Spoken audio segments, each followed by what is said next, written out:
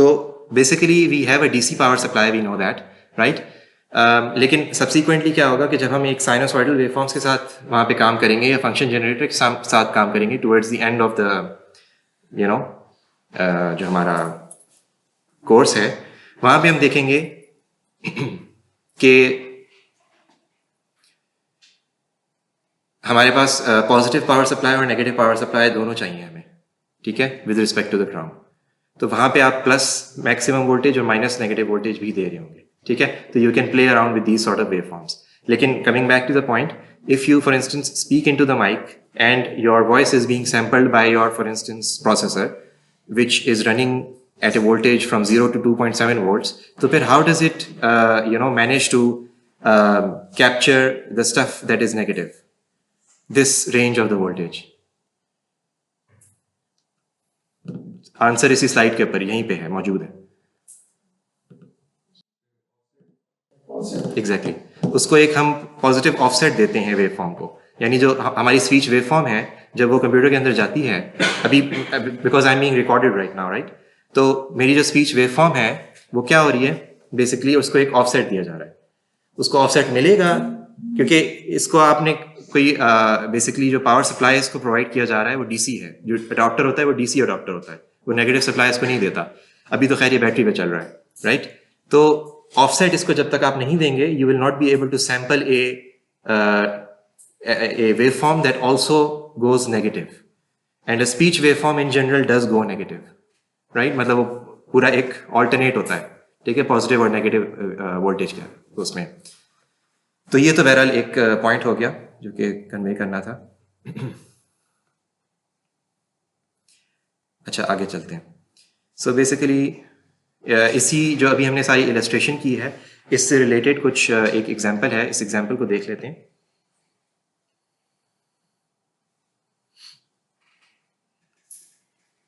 Write a mathematical expression for a 1 kilohertz voltage signal that alternates sinusoidally, so it's an AC signal, between -10 and +10 volts. सबसे पहले part A को देख लेते हैं, ठीक है।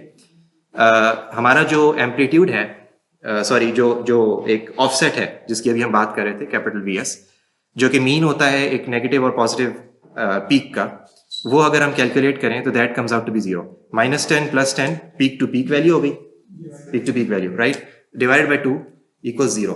एक्चुअली सॉरी मैं गलत बोल गया हूँ, पीक टू पीक वैल्यू होती है 10 - -10, मतलब 10 + 10 = 20। तो पीक टू पीक वैल्यू है इसकी 20, because it swings between +10 volts and -10 volts, right. तो पीक टू पीक वैल्यू कितनी हुई, 20 हुई। लेकिन जब हमें एक ऑफसेट निकालना है तो अपर value which is +10, sorry lower value which is -10 and upper value which is +10, इनको ऐड करेंगे हम सिंपली, ठीक है। अपर वैल्यू 10 और लोअर वैल्यू, यानी बेसिकली अगर मैं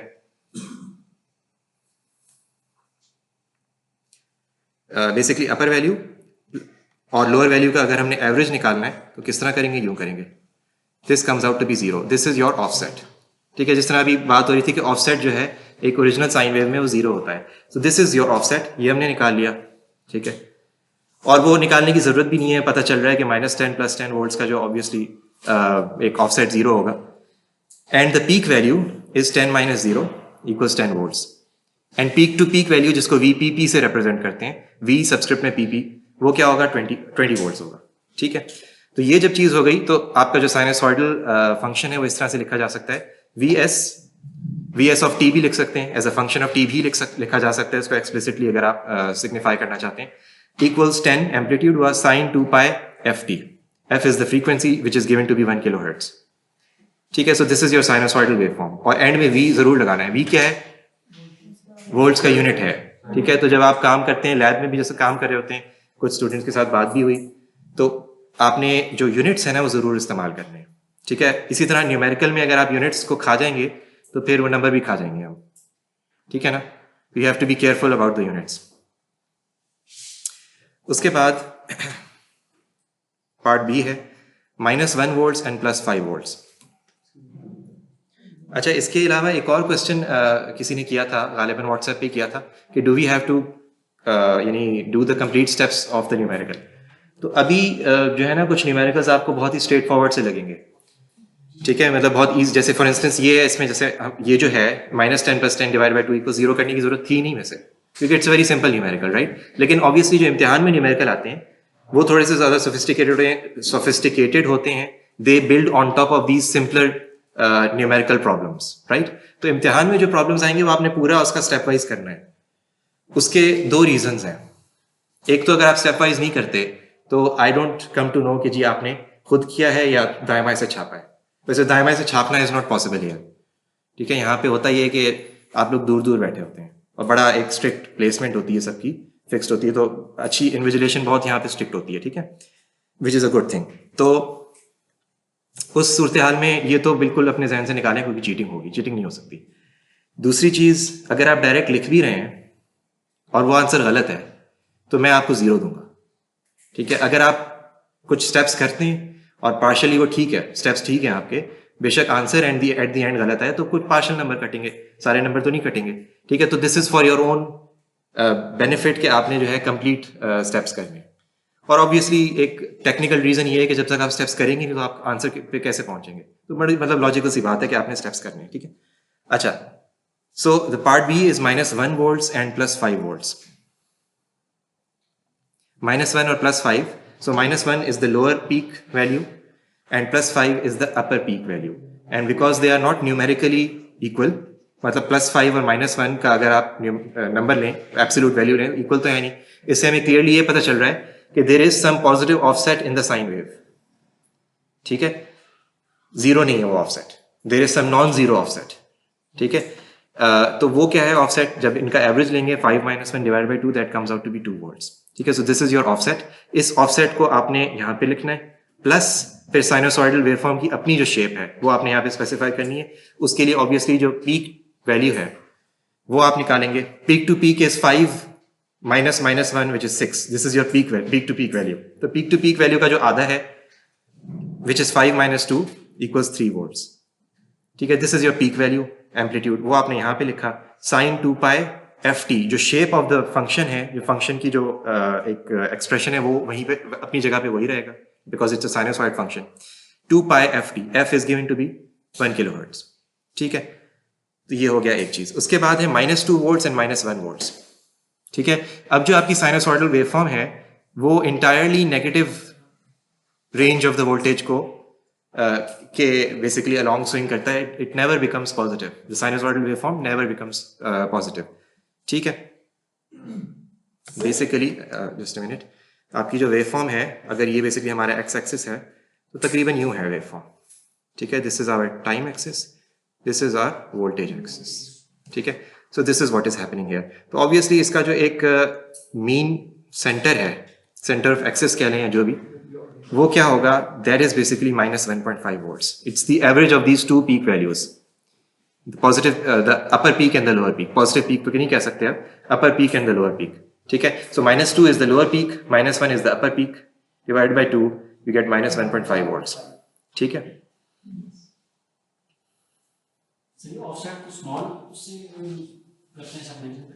नहीं, कैपिटल लेटर से, कैपिटल VS. क्यों करते हैं कैपिटल से? Because it's a constant. Hash defined, अभी तक हैश डिफाइंड नहीं आया ना? अच्छा, जब आएगा तो फिर आपने बताना है, ठीक है? अच्छा, सो कैपिटल VM इक्वल्स जो आपकी अपर पीक वैल्यू है वो basically it comes out to be, एक मिनट जरा, ओके सॉरी, ये अपर पीक नहीं हुई, right? This is the upper peak relative to the center offset, which comes out to be 0.5. वही उसी तरीके से हमने निकाला है. It comes out to be 0.5 volts and basically sine 2 pi ft, ठीक है? So this is basically your sinusoidal signal.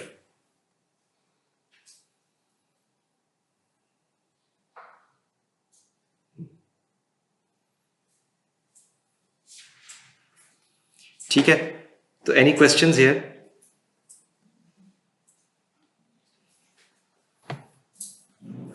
अच्छा, अब है एवरेज और DC value of an AC signal.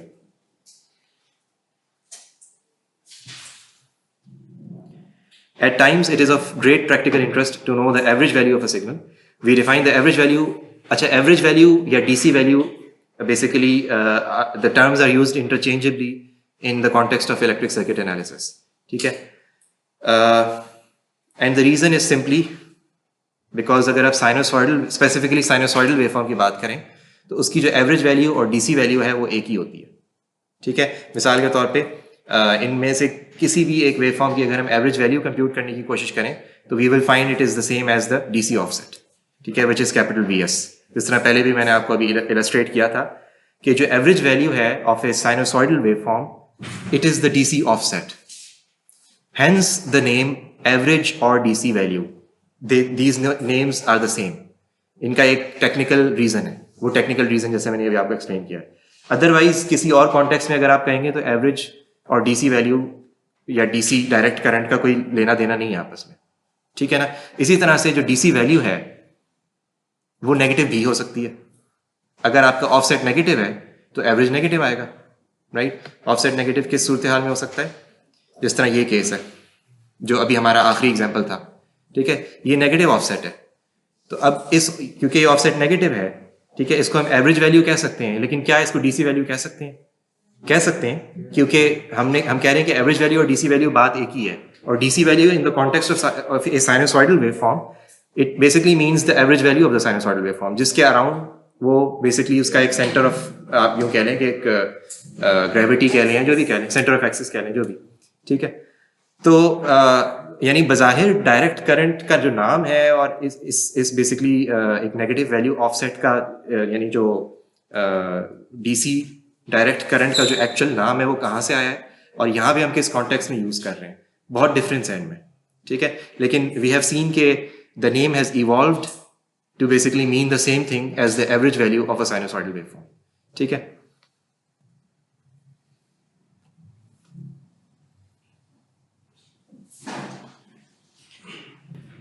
so it is of great practical interest to know the average value of a signal. We define the average value of a time varying signal over the time interval t1 to t2 as the steady or DC signal XAV that over that time interval would span the same area as x of t.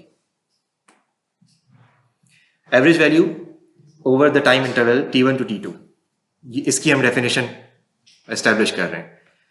The definition is the steady or DC signal. Steady से मुराद है a value that does not change. It is not instantaneous. It is a fixed value. Constant value. ठीक है? A steady मतलब you stay steady. You don't hover. ठीक है ना? Steady or DC signal XAV that over that time interval would span the same area as x of t. ठीक है? So अगर area of x of t निकालें तो clearly एक simple सी जो हमें एक equation मिलती है वो ये करेंगे तो you are basically summing up a certain waveform between two time periods. Integration का जो एक discrete counterpart होता है वो क्या होता है? इंटीग्रेशन एक continuous signal के लिए होता है या continuous waveform के लिए होता है, a waveform that is defined at all points in time. ठीक है, मिसाल के तौर पे वैसे आपको पता है ना इंटीग्रेशन और समेशन की क्या एनालॉजी है आपस में, या नहीं पता? अच्छा चलिए मैं बता देता हूं। ये बेसिकली एक वेवफॉर्म है, ठीक है, जिसकी आपने इंटीग्रेशन करनी है from a certain starting time to a certain end time, वो कुछ भी हो सकता है। ठीक है, जब आप इसकी इंटीग्रेशन करेंगे आप कहेंगे x of t dt starting time and time, this is basically the integration. ठीक हो गया, जो भी आउटपुट आएगा। अब बिकॉज आपका जो अपर लिमिट है वो एक जेनेरिक वेरिएबल है, लिहाजा जो रिजल्ट आएगा वो एक इंस्टेंटेनियस क्वांटिटी होगी। It would be a function of time because your upper limit is T. ठीक है, ये खैर थोड़ा सा मैं डिफरेंट टॉपिक लेके बैठ गया हूं, लेकिन अगर इस स्पेसिफिक इस एक जेनेरिक वेरिएबल की जगह इसके कोई स्पेसिफिक वैल्यू रखते हैं तो फिर जो रिजल्ट आएगा it's going to be a fixed quantity, a constant quantity. ये तो खैर एक थोड़ा सा अलग से पॉइंट बीच में आ गया तो मैंने बता दिया, लेकिन coming back to the point is के इंटीग्रेशन और समेशन में क्या एनालॉजी है। ये तो हो गई एक कंटिन्यूस वेवफॉर्म। कंटिन्यूस वेवफॉर्म वो होती है which is defined at every point in time. मतलब ये जो टी एक्सिस है ना, ठीक है, इसके ऊपर मैं लूं t इक्वल्स 1.2 सेकेंड्स, उसके ऊपर ये वेवफॉर्म डिफाइंड होगी। फिर मैं लूं t इक्वल्स 1.200000001 सेकेंड, उस पर भी ये वेवफॉर्म डिफाइंड होगी। राइट क्यों होगी? Because it's a continuous wave form, it is defined at every possible point in time. अब अगर कंटिन्यूस वेव फॉर्म को देखें या एनालॉग वर्ल्ड में बात करें तो ये जो एक डेसिमल पॉइंट्स की कितने डेसिमल पॉइंट्स यूज करना है और ये जो प्रिसिशन है इसकी डिस्कशन होती ही नहीं है, क्योंकि the precision there is infinite. मतलब if you want to go you can go up to an infinite number of decimal places, right. लेकिन जब एक चीज को आप डिजिटाइज कर लेते हैं, कंप्यूटर में आ जाती है चीज, या उसको एक डिस्क्रीटाइज कर लेते हैं, तो फिर आपका जो सिग्नल है ना, इट इज डिफाइंड लाइक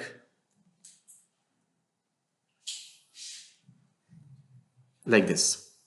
ठीक है, और ये बेसिकली सिग्निफाई ये कर रहा है कि आपका जो टाइम एक्सेस है जिसको फिर हम एन कह देते हैं, ठीक है, उसके ऊपर यहाँ पे डिफाइंड है, इस पॉइंट पे डिफाइंड है, मतलब n इक्वल्स 1 पे डिफाइंड है, at 2 at 3 and so on, because it's discretized. So you now you have indexes of samples. ठीक है, इसका जब आपको एरिया लेना है या सम करना है इन सारे सैंपल्स को, तो आप क्या यूज करेंगे? You will use the symbol summation.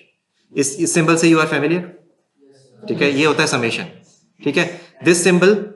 ठीक है, और फिर आप लिखेंगे x of n for n equal 0 to, मिसाल के तौर पे 2. अगर हम यहाँ पे भी 2 यूज करें तो let's just use 2 over here as well.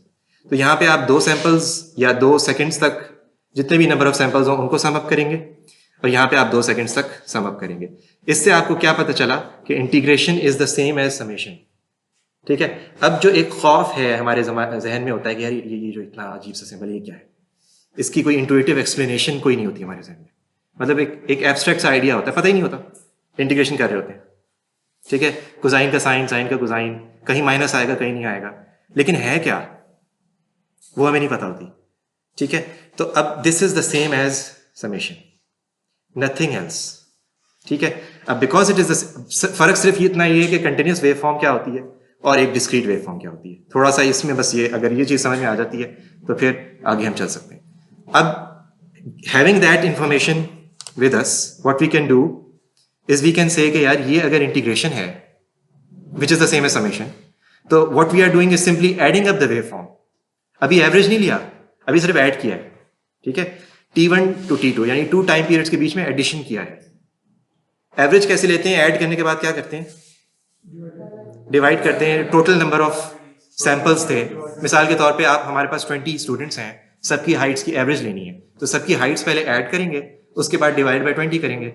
ठीक है, तो जितने भी टाइम पीरियड के ओवर हमने एडिशन की है वो करके उसके बाद we divide by T2 minus T1. तो ये जो डेल्टा T है इसको खा नहीं जाना. ठीक है, या इसका यहाँ पे होने का मकसद क्या है वो हमने यहाँ पे समझ लिया. ठीक है, सो दिस इज, अब ये जो एवरेज की डेफिनेशन है, ठीक है, समझ में क्योंकि आ गई है तो we don't need to memorize it, मतलब रटने की जरूरत नहीं है क्योंकि समझ में आ गई है. ठीक है, तो ये तो होगी एवरेज की definition.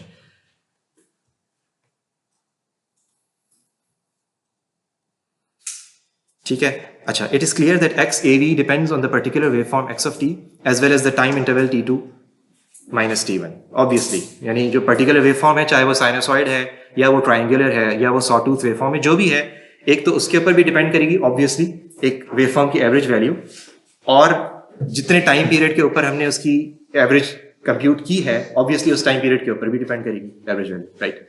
So to understand the physical meaning of the average, suppose x of t is a current signal I of t. Suppose करें कि x एक करंट सिग्नल है, then extending the concept of equation 1.14, जब हमने current की definition पढ़ी थी और इसका रिलेशनशिप देखा था between charge, so the rate of change of charge जब है तो करंट को जब आप इंटीग्रेट करेंगे विद रिस्पेक्ट टू टाइम तो यू विल गेट चार्ज. ठीक है, करंट को इंटीग्रेट करना टाइम के हिसाब से, यू गेट चार्ज. ठीक है, ऑब्वियसली यहाँ पे एक कांस्टेंट फैक्टर है जिससे डिवाइड किया जा रहा है उसको, उस वैल्यू को, but this is just a scaling factor. अगर ये 1 से कम होगा तो बड़ा कर देगी वैल्यू को, अगर ये 1 से ज्यादा होगा तो छोटा कर देगी. इट्स जस्ट दैट, इसके कोई यूनिट्स नहीं है, कोई डायमेंशनलेस क्वांटिटी है ये. आई ऑफ टी के यूनिट्स हैं, और जब उसको इंटीग्रेट करेंगे विद रिस्पेक्ट टू टाइम जिसके भी यूनिट्स हैं, यू विल गेट चार्ज.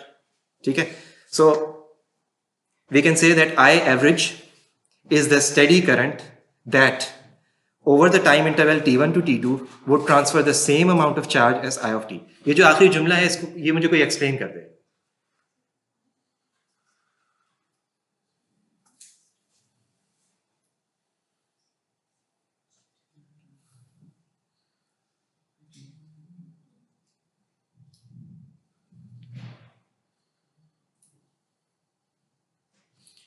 आखिरी जुमले से मुराद ये है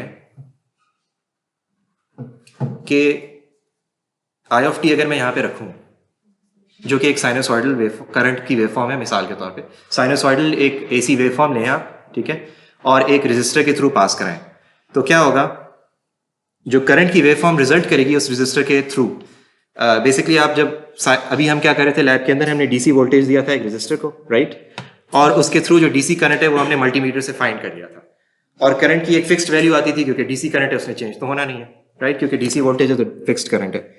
लेकिन जब आप एक एसी वेवफॉर्म देते हैं रेजिस्टर को, तो आपके ख्याल में उसकी करंट की वेवफॉर्म क्या होगी? एसी ही होगी, ठीक है, क्योंकि रेजिस्टर्स जब वोल्टेज को डिवाइड करेगा रेजिस्टर, तो आई जो है वो भी पॉइंट वाइज डिवीजन होके एक वही वेवफॉर्म मिलेगी जो वोल्टेज की थी, क्योंकि रेजिस्टर ने वेवफॉर्म को चेंज नहीं करना, resistor is just a scaling quantity, ठीक है। अगर वेवफॉर्म है 220 वोल्ट आरएमएस की, और मिसाल के तौर पे रेजिस्टर है 220 ओम्स का, ठीक है, तो करंट भी मिलेगा आपको 1 एम्पेयर का, ठीक है, 1 ampere RMS, sorry, otherwise instantaneous value obviously उसकी जो शेप होगी वो पूरी एक साइनोसॉइडल वेवफॉर्म ही होगी। अच्छा, हैविंग सेड दैट, ये जो करंट की जो वेवफॉर्म है, जो एक टाइम वेरिंग वेवफॉर्म है, एक साइनोसॉइडल वेवफॉर्म है, ठीक है, ये कितना चार्ज डिलीवर करती है over a certain period of time, इसको कैलकुलेट करने के लिए हमें इंटीग्रेशन करनी पड़ेगी या नहीं करनी पड़ेगी? ठीक है, राइट। अच्छा, अब इस करंट की जो एवरेज वैल्यू है, in order to find which is basically the charge, right, वो फाइंड करना एक तरफ, और दूसरी तरफ जो एवरेज वैल्यू आई है, जो भी करंट की एवरेज वैल्यू आती है, उतनी एम्पेयर्स का एक डीसी करंट फ्लो करा दें, वो एक तरफ। दोनों का जो चार्ज डिलीवर हुआ है ओवर दैट टाइम पीरियड वो सेम है। इस आखिरी सेंटेंस का मतलब ये था, ठीक है। तो आखिरी sentence is trying to relate the charge that is delivered to the circuit, right, या that moves from moves through a given point. दोनों केसेस में, चाहे वो एसी करंट है चाहे वो डीसी करंट है, वो सेम है। अगर तो वो सेम है तो इसका मतलब इसका मतलब ये हुआ कि इस एसी करंट की जो एवरेज वैल्यू है वो numerically is equal to this DC current's value. ये आखिरी सेंटेंस का मतलब ये है एग्जैक्टली। तो इस डेफिनेशन को मैंने बेसिकली एक्सप्लेन किया।